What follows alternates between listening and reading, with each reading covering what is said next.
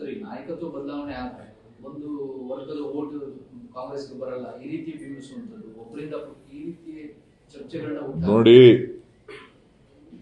ಯಾವ ವರ್ಗ ಈ ವರ್ಗ ಆ ವರ್ಗ ಅಂತಿಲ್ಲ, ಎಲ್ಲ ವರ್ಗದ ಮತಗಳು ಕೂಡ ಕಾಂಗ್ರೆಸ್ಗೆ ಬೇಕು.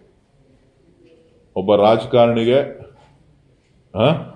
ಒಕ್ಕಲಿಗರ ಓಟು ಬೇಕು, ಲಿಂಗಾಯತರ ಓಟು ಬೇಕು, ಪರಿಷ್ಠ ಜಾತಿ ಓಟು ಬೇಕು, ಪರಿಷ್ಠ ಪಂಗಡದ ಓಟು ಬೇಕು. ಹಂಗನ್ಬಿಟ್ಟು ಒಬ್ಬರದೇ ಓಲೈಸ್ಕೊಳ್ಳುವಂಥದ್ದೇನಿಲ್ಲ. ಎಲ್ಲರ ಓಟು ಮತಗಳು ಕೂಡ ಬಹಳ ಮುಖ್ಯ ಆಗ್ತದೆ. ಸೊ ಎಲ್ಲೋ ಒಂದು ಕಡೆ ಇದು ರಾಷ್ಟ್ರಕ್ಕೆ, ರಾಜ್ಯಕ್ಕೆ ಅಭಿವೃದ್ಧಿಗೆ ಕುಂಠಿತ ಆಗುವಂತ ಬೆಳವಣಿಗೆಗಳು ಯಾವುದು? ಈ ಜಾತಿ ಮೇಲೆ ನಡೆಯುವಂತ ರಾಜಕಾರಣಗಳು. ಸೊ ಶಿವಕುಮಾರ್ ಅವರು ಯಾವತ್ತೂ ಕೂಡ ಪಕ್ಷಕ್ಕೆ ನಿಷ್ಠರಾಗಿದ್ದಾರೆ ಹೊರತು ವ್ಯಕ್ತಿಗೆ ನಿಷ್ಠರಾಗಿಲ್ಲ.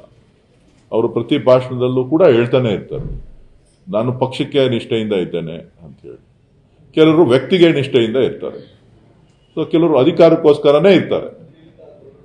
ಸೊ ಡಿ ಕೆ ಶಿವಕುಮಾರ್ ಅವರು ಮೊದಲಿಂದನೂ ಕೂಡ ಎಲ್ಲ ತರದ ನೋವುಗಳನ್ನ, ಕಷ್ಟವನ್ನ ಪಕ್ಷದ ಜೊತೆ, ಪಕ್ಷದಲ್ಲಿ ಅಧಿಕಾರ ಇದ್ದಾಗ, ಇಲ್ಲದೆ ಇದ್ದಾಗ ಎಲ್ಲ ಸಂದರ್ಭದಲ್ಲೂ ಕೂಡ ಇದ್ದಾರೆ. ಸೊ ಹಾಗಾಗಿ ಎಲ್ಲವನ್ನು ಕೂಡ ತಾಳ್ಮೆಯಿಂದ ನೋಡ್ತಾ ಇದ್ದಾರೆ.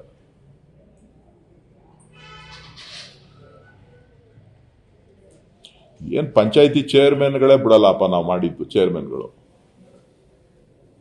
ಹಣ ಮದ್ವೆ ಆಗೋಗ್ಲಿ ಅಂತಾನೆ, ಹಣ 15 ದಿನ ಇನ್ವಿಟೇಷನ್ ಅಲ್ಲಿ ಹೆಸರು ಹಾಕ್ಸ್ಕೊಬಿಡ್ತೀನಿ ಅಂತಾನೆ, ಹಣ ಮಾರ್ಚ್ ಎಂಟು ಮುಗಿದೋಗ್ಲಿ ಅಂತಾನೆ. ಸೇರ್ಕೋಬೇಕಾದ್ರೆ, ಚೇರ್ಮನ್ ಆಗ್ಬೇಕಾದ್ರೆ 3 ದಿನ ಕೊಟ್ಬಿಡು, ನಾನು ಮಾಜಿ ಅನ್ಸ್ಕೊಬಿಡ್ತೀನಿ ಅಂತಾರೆ.